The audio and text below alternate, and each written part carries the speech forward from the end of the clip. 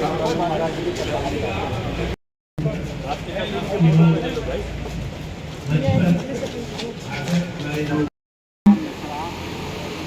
ब्राह्मण विकास परिषद का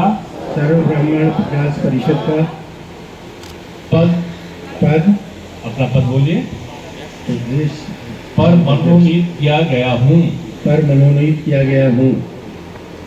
मैं शपथ लेता हूँ कि सर्व ब्राह्मण विकास परिषद के लिए सत्यनिष्ठा एवं सच्ची श्रद्धा रखते हुए ब्राह्मणों के विकास और एकता उन्नति के लिए कार्य करूँगा। मैं परिषद की संप्रभुता और अखंडता को अक्षुण्ण रखूंगा। बहुत धन्यवाद। पहले बोले भगवान परशुराम की जय। अब मैं बगैर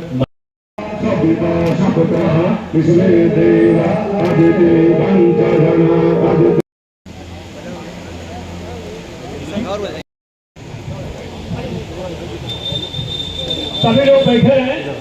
मैं अनुरोध करूँगा फारसी से अपना व्यक्ति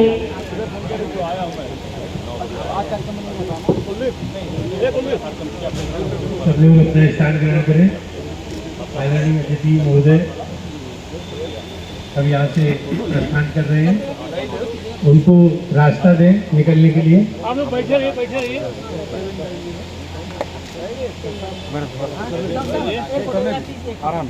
कार्यक्रम आगे चलता रहेगा।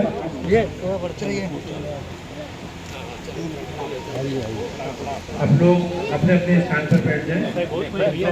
जिससे कर दो, एक तो इनको खंड खंड में बांट दो।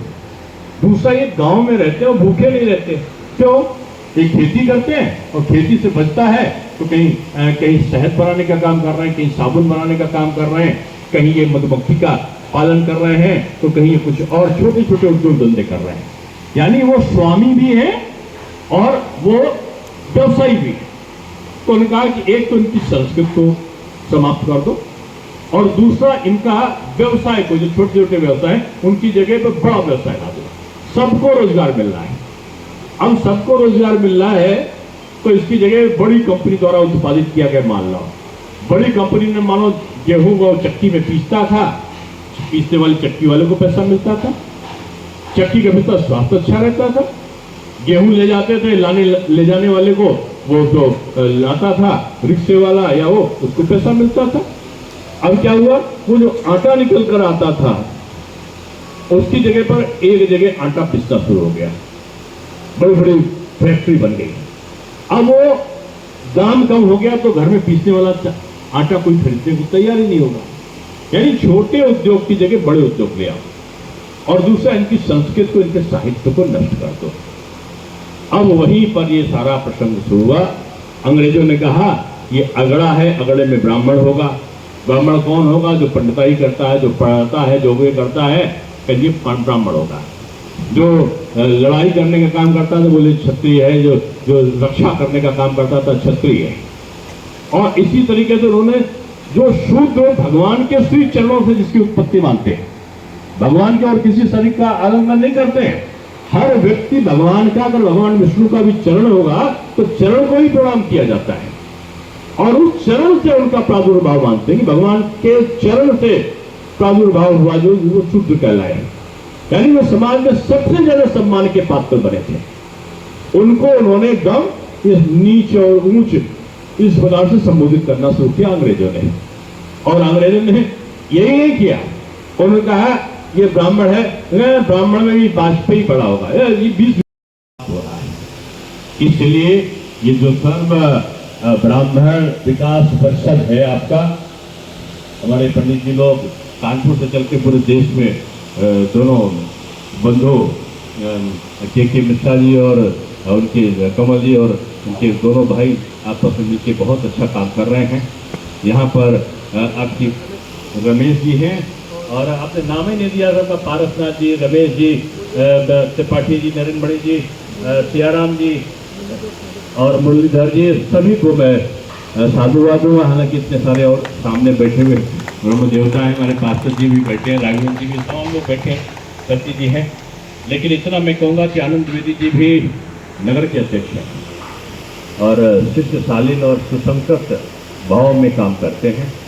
तो मैं यही कहूँगा कि भी मुझे बाहर जाना है, आपका कार्यक्रम अब जम गया है, तो इसको जमाए रखना। क्या अभी तक का छिन्न भिन्न थे, इधर उधर दौड़ भाग रहे थे, लेकिन हम लोगों की मास्टर आदमी मुझसे पढ़ाते हैं तो हमको पता चलता है बच्चों को कंट्रोल कैसे किया जाता है। आप बच्चे नहीं हो, आप तो बुजुर्ग हो और आप वरिष्ठ हो, श्रेष्ठ हो हमारे लिए, लेकिन बड़े ध्यान से आपने सुना, मेरा बहुत मन था और आगे बोलने का।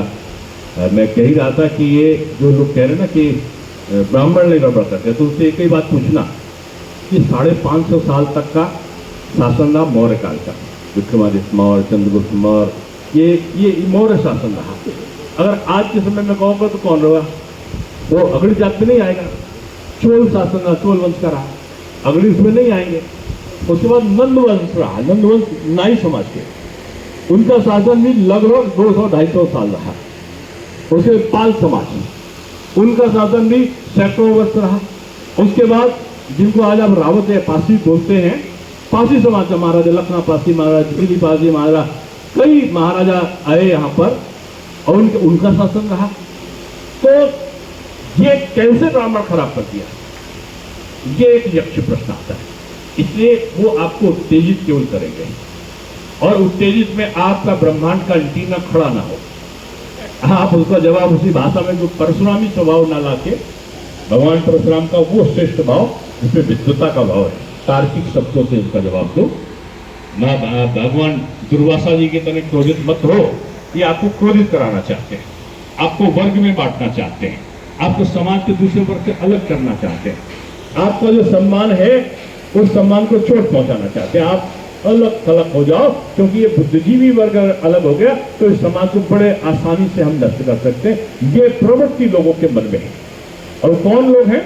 अंग्रेज चले गए, अपने अंग्रेजी मानसिकता को मानने वाले लोग छोड़ गए कि पेरिस से कपड़ा प्रेस होगा तो सिगार ब्रिटेन से आएगा, इस प्रकार की सोच वाले लोग शासन में आ गए और उनके वंशज लोग, उनके साथ वाले लोग एक बहुत समय तक का रहे, तो वो आपको भारतीय संस्कृति और उसकी मानसिकता में नहीं आने देंगे। वो सनातन को डेंगू बताएंगे, सनातन को नष्ट करने के लिए कहेंगे मलेरिया है, सनातन एड्स से गंभीर है, सनातन को नष्ट कर देंगे।